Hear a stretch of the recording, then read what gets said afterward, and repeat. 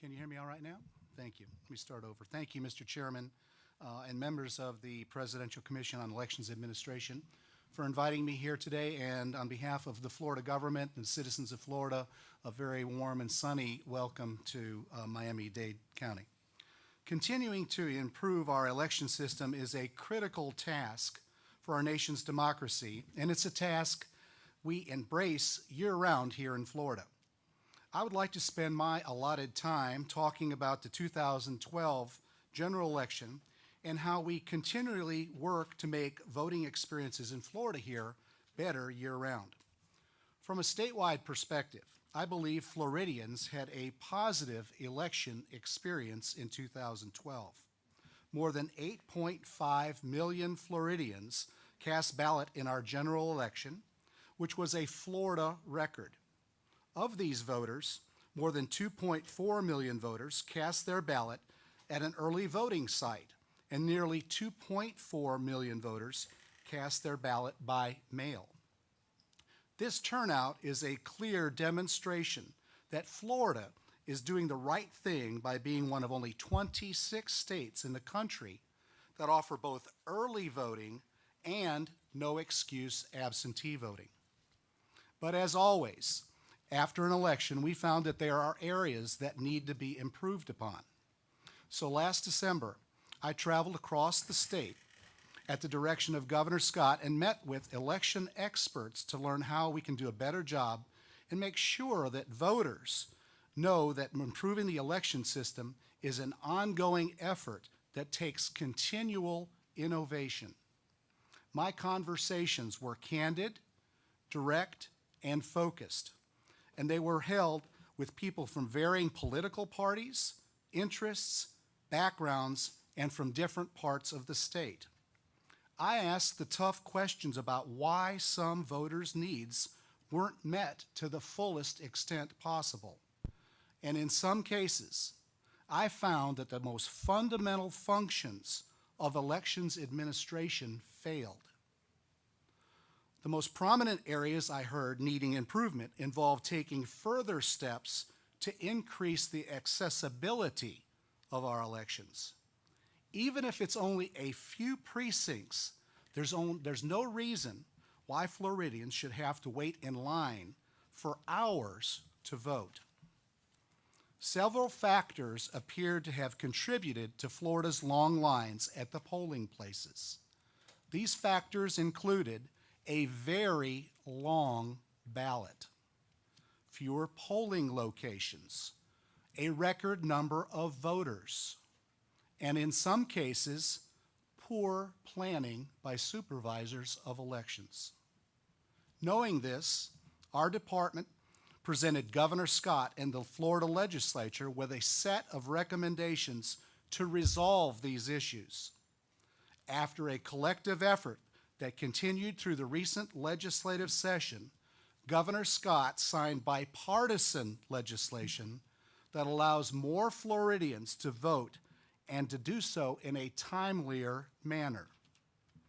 For example, this legislation increased early voting days from 8 days up to 14 days, and from a maximum of 96 hours to a maximum of 168 hours, a record number of early voting hours for Florida that includes Sunday voting before the election.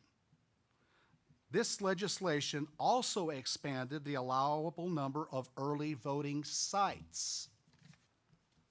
Among many other improvements, the legislation also addressed the issue of the long ballot by limiting the number of words the legislature can use to the proposed constitutional amendments to the same as citizens' petitions. And these are just a few examples of improvements that we've made. In addition to these steps at the statewide level, I intend to hold local public officials accountable to do what they need to do for their constituents. The local administration of an election is the key component to the success of any election. All Florida supervisors have a responsibility to ensure fair elections. One county that doesn't properly serve its voters does a disservice for the entire state and has the potential to cloud the positive steps taken by the rest of the state to conduct fair and accessible elections. The bottom line is voter confidence needs to be restored and maintained. Voters are relying on us to ensure their elections are accessible, efficient, and fair. In a decentralized election system like we have here in Florida, supervisors of elections and county commissioners must take it upon themselves to oversee elections through responsible leadership and efficient administration. Similarly, the Florida legislature must ensure that Florida has the best election laws possible in which supervisors of elections may operate. And of course, the Department of State Division of Elections has a responsibility to the voters as well. Technology changes, needs change, voter behavior changes, and experience always demands more innovation. But I am confident that we can do a better job for our citizens because every election can be improved upon. Florida is soon to be the third largest state in our nation. We do not intend to settle for good elections. We have a responsibility to conduct great elections here in Florida. Elections are a symbol of our nation's freedom, and we need to show the world how great it is to live in our country with a government of the people, by the people, and for the people. Thank you for your time and your commitment to improving our nation's election system, and I'm pleased to take questions at whatever the appropriate time is, Mr. Chairman.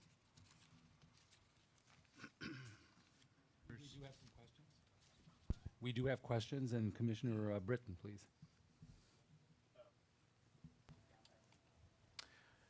Thank you, Mr. Secretary. Very, very good to hear from you this morning. Of course, selfishly, being a citizen of Florida, I was excited about today. You had mentioned a few specific things that you've done here in Florida. Are there things outside of those that you would say are most important that still yet need to be done? Could you be specific maybe about what some of those things are? Well, I would say that one thing that this commission might focus some attention on is, technology is almost outstripping our capacity to bring the technology to the voting public. And I would suggest that the commission take a serious look, maybe a small committee, at the certification process of voting equipment. We here in Florida have very high standards. We think that it's important to hold vendors to the very high standard. And when vendors are not performing to that standard, the legislature this year gave the Secretary of State additional enforcement authority over vendors that are not providing the most updated equipment. But I think this commission could do well to provide additional timely certification of technology going forward. Great, thank you. Yes, sir. Commissioner Grayson. Good morning. It was good to hear you say that the reform package was passed in a bipartisan way. I'm just curious, during the legislative process, were there recommendations that dropped out through the process? And if there were, was it political reasons? Were they maybe more substantive, or there was just a genuine disagreement on what worked? I'm just curious how that process worked. Well, there were, first of all, it was a bipartisan effort. There were some minority opinions that we should mandate certain things to supervisors. And one of the things I learned by meeting with the supervisors in December and their valuable input, because they are the front lines in election, was that they needed flexibility. So there was a great debate with regards to should the legislature and state government mandate certain requirements and rules and regulations to supervisors, or should we give them the tools to have flexibility? Florida is a very large state with multiple different micro elections populations and cultures, and we think that supervisors are best equipped to make judgments about how people need to be served, both with locations, time of service. So the debate between mandating and flexibility was the majority of the debate during the legislature this year. Commissioner Patrick. Good morning. Good morning, there we go. I guess I had a question. In the testimony, there's a lot of discussion about the roles and responsibilities of the local administrators. And we've talked to other secretaries of state and state elections directors, and as we know, every state's a little bit different in how decentralized or centralized they are. But in a decentralized construct like you have here in Florida, what role do you see as the Secretary of State that you have in ensuring that all of these things do get done, or that the overall environment is improved? What supporting role do you play to the local supervisors? Yes, ma'am, that's a great question.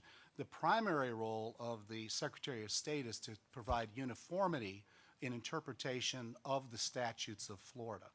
We had a very active and lively debate this year as to whether or not, as the chief elections officer, the chief election officer should require a little more accountability of the independently elected supervisors. That was a very healthy debate. I think it was good. In the end, the legislature determined that the supervisors are the lead for conducting elections, but uniformity of enforcement of our election code and understanding of our election code is the primary function that I have. But, as I said in my statement, I intend to use my position to hold public officials accountable for their service. And shortly after the election, I wrote every county commissioner in the state of Florida to address the issue of failure to fund supervisors of elections offices adequately. In some counties, because of budget cutbacks, because of the downturn in the economy, we had one county in Florida that I called an underperforming county that went from 170 precincts, because of budget cutbacks, had to cut back to 120 precincts. So when you look at the fundamental part of turnout and long lines, the administration of an election goes back to the very fundamental things of how many precincts do you have, and do you have enough voting equipment. So you see it more as a kind of an enforcement role then? Well, actually, no, an oversight and uniformity, but the secretary does not have real enforcement authority over the supervisors. It's the voting public that provides the accountability to each independently elected constitutional supervisor. Thank you. Commissioner McGinn. Good morning. I was interested about the reform legislation that passed and the balance, obviously, between local control and state oversight. Did the reform legislation set up any minimum requirements concerning a minimum number of early voting locations that were required, maybe based on county population? Did it get that specific? Or? No, there was a debate and there were proposals, conceptual proposals about tying sites to population bases. But in the end, it was the argument that supervisors know best as to what the demands are. And I think what you'll see is in solving this problem that the number of locations that were increased dramatically will offer supervisors additional options to provide more access to voters. And ultimately, I think we will solve that problem, and I think we're well on the way. Thank you. Yes, ma'am. Commissioner Thomas. Good morning, Secretary. Good morning, sir. I was on a conference call with you this past week with the National Association of Secretaries of State on emergency preparedness. And you had a number of officials from the state that deal with emergency preparedness. I wonder if you could tell us a little bit about how you're set up, what your experiences have been. Obviously, Florida has been through a number of natural disasters and has recovered quite well. Well, thank you. You know, Florida is very proud of its emergency response program, whether it's during an election period or not. Governor Bush and Governor Scott should deserve a lot of credit for what they have built as a emergency recovery institution here in Florida. We get visitors from all over the world all the time.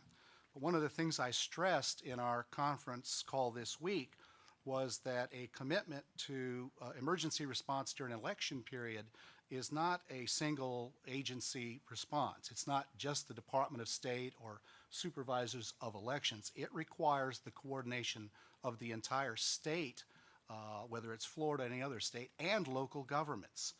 That the capacity to bring resources to bear, if it's in a small geographic area or a large geographic area, require commitment of all levels of government. And in planning, I suggest that all supervisors and all state departments meet with their emergency management programmers at the state level and local level and begin to develop, if they have not, a plan of action so that they know where resources are. Here in Florida, the Department of State really acts as a bridge between the local supervisors and state emergency management and the local emergency management programs to bring assets where supervisors think they need assets in a time of an emergency. But if I might stress one thing, it is not a single agency or single entity in government. It is an experience that ranges across state government lines from local to state, including volunteer organizations, religious groups, and also the National Guard.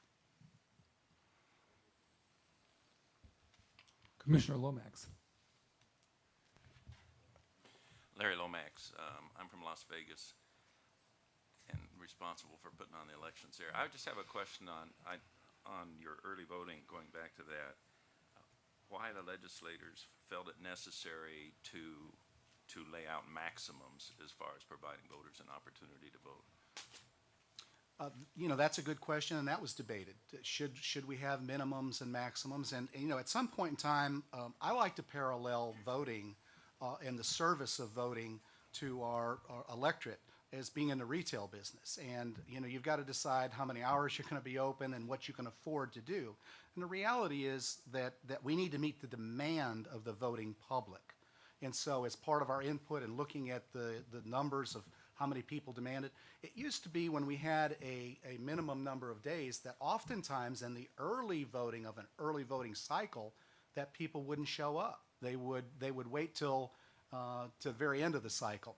So we tried with input from the supervisors and voters and constituency groups to come up with the best formula that we could that met the demand, yet still allowing for flexibility for the supervisors to organize and find locations and have set periods of time. But the time gives them flexibility. There's not a minimum, there's not a maximum, gives them flexibility.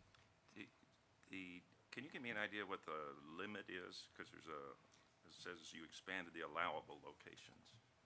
Right. It used to be the locations were limited to supervisors' offices, libraries, and now we expanded it to include civic centers, sports stadiums, government facilities. I mean, it quadrupled the number of potential sites that are available, Is it including the number or the type?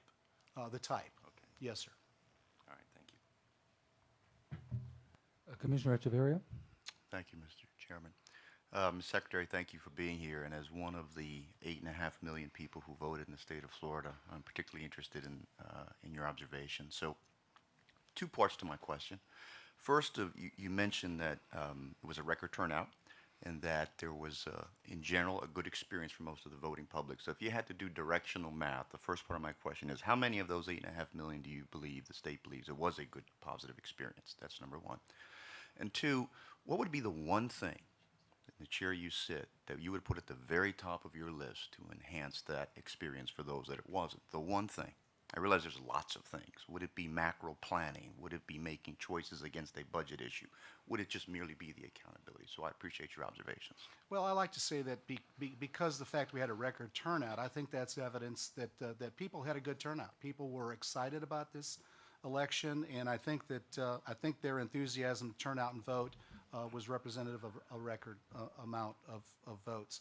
You know, on the second point, I just think that what's really important to understand is that in administering these elections, you need to be able to forecast changing attitudes, changing behaviors, and while a presidential election is very different than a statewide election, which we'll have here in 2014, the fundamentals of planning are still the same. You cannot assume if you've been in office or you're a county commissioner and you're having a downturn in the economy, that you can cut back on the services relating to voter turnout and the needs that supervisors have. And so when you have a cutback in the budget of a supervisor, they have to make decisions.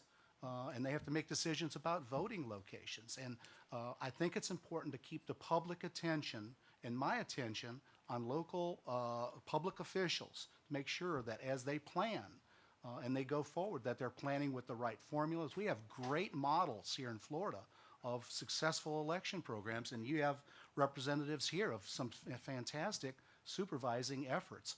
I think some sharing of information between supervisors on best practices would be very important, but I think resources from county commissioners to support these supervisors is very important. I think we've done the job at the state level to give the tools and the flexibility to the supervisors going forward in preparation for next year's election and the next presidential election. But even at that, a next presidential election is 4 years from now.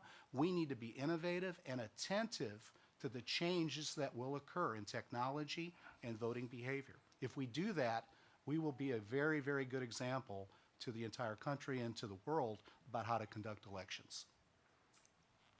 Thank you. Commissioner Mays? Thank you, Mr. Secretary. I know that most of us are acutely aware that the population is aging rapidly and that kids born today may live to be 100. So if you were to think about the unique issues that the aging population raises, as well as those with disabilities, have you spent time thinking about how to address that, and do you have ideas about the best way to do that? I'm wondering if at my age, that might have been a directed question, but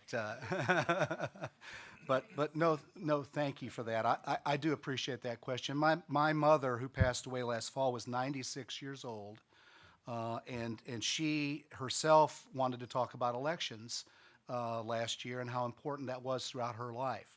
I think one of the things we can do better, both here in Florida and around the country, is manage outreach programs to seniors, whether they're in institutions or not. And I think we can use our faith-based community to do that. I think we can use organizations within the communities. I think it does take some resources, and HAVA money can be used to do that. But I think we could probably go back to looking at who does the best at outreach programs and implement some of those programs at the local level. But I think it's something that often is forgotten as we get excited about the process and we look at turnout and we're excited about the electronic media campaigns. I think some of those fundamentals to bring the voting opportunity, the people that may not have the access, whether it's elderly or handicapped, is important to continue and to look at best practices and see if we can do a better job. Nate Pursley, our Senior Research Director. Thank you. One of the difficulties in studying the problem of long lines is we actually don't know where in the state people were waiting for a long time unless the media reports it or if someone complains.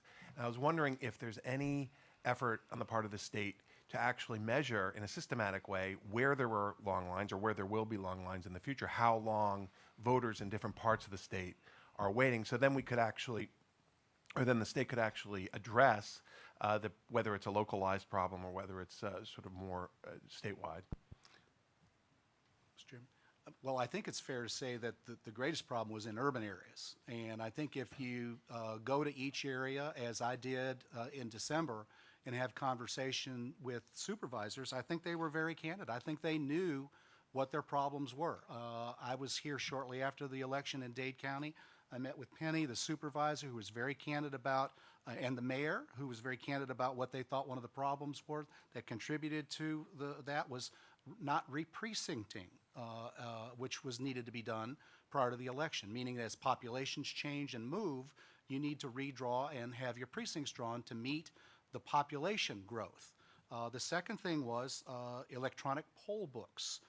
They're still using the old paper poll books here, and the mayor said to me candidly, he said that was a mistake that we made. We need to appropriate money for electronic poll books here in Dade County so people don't have to wait in line while the volunteers are flipping through the paper books, that they can use an electronic means to identify that they're a voter and they can move through the line more quickly. So it's some real basic fundamental things of projecting and planning as to where your populations are, where they're going to turn out, and adjusting the model appropriately. So it was very basic and fundamental, and I was very pleased that Dade and many of the other counties stepped up and said, hey, we recognize what our problem was, but you need to help us at the state level with increasing the number of locations and increasing the number of hours for voting and giving us the flexibility. So as partners with the supervisors, I think we have come a long way, and I want to compliment them for being candid and forthcoming about problem solving, and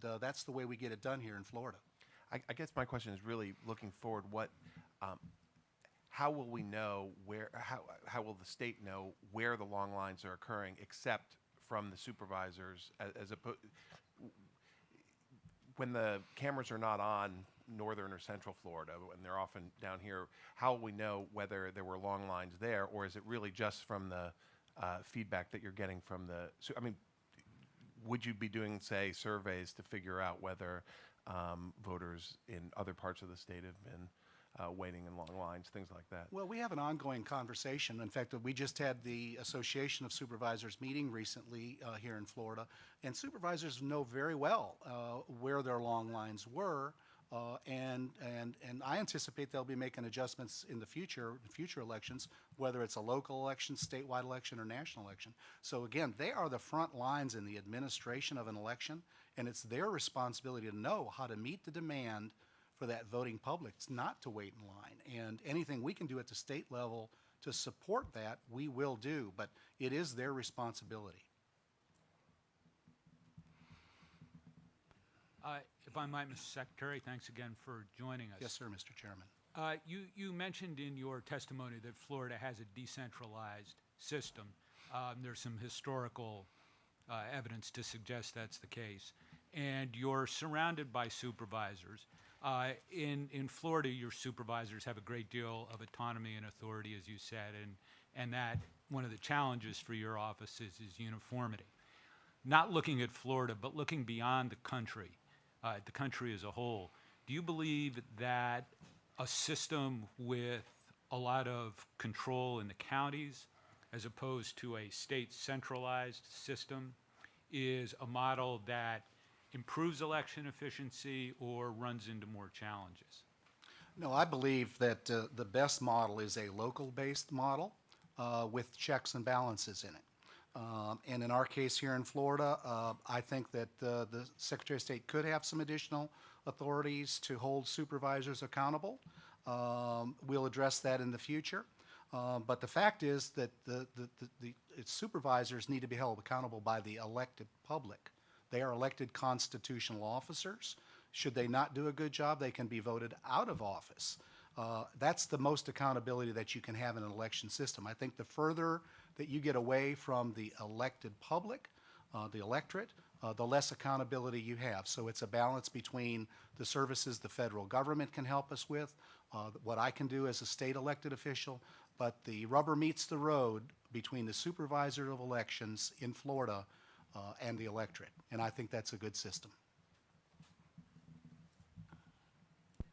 Thank you for your testimony, Mr. Secretary. Very helpful. Yes, sir.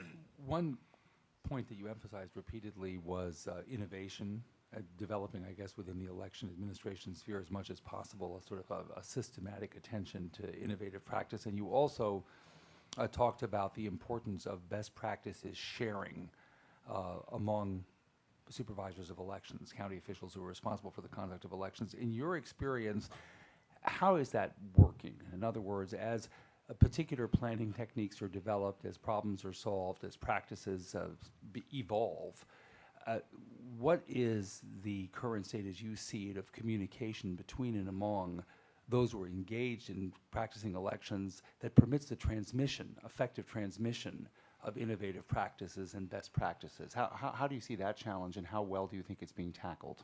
Well, I have to say that, you know, in a state as large as Florida is, with 67 counties and 19.3 million people, communications is always a challenge when it comes to planning.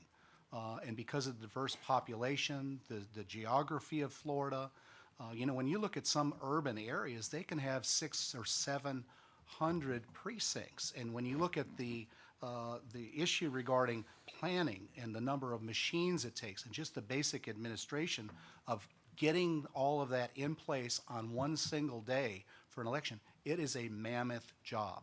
And so what happens in Dade County or Hillsborough County or in Mr. Cowles County and Orange County, they are very different kinds of challenges because of geography, culture, language, but we can share practices, and these association meetings that we have are very important. You know, one of the things I learned during the election as part of this fact-finding trip was that in some counties, in particular in Broward and Dade County, we also had a problem with the U.S. Postal Service. And I would encourage you all to put this on your agenda as well. And we are having a meeting in the very near future with representatives of the U.S. Postal Service, because one of our problems, one of our great problems, was people were not getting absentee ballots on time. And because there was a consolidation of U.S. Postal Service offices, particularly here in Broward County, and I think Ms. Snipes might address that issue, we had a real problem of absentee ballots sitting on the floor of some U.S. postal offices. So I would encourage you all to look at that and ask the Postal Service to work with states, particularly Florida, to address planning going forward. There's no excuse why people are not getting their ballots in time. The other thing is a phenomena occurred this year that was one that we had not seen in Florida for quite a while, or at least the first time to this magnitude, was people using early voting rather than going to their voting sites. They were voting early, but they were also going to the supervisor's office on election day to vote absentee in the supervisor's office. And I think Penny from Dade County can address that a little bit more specifically later.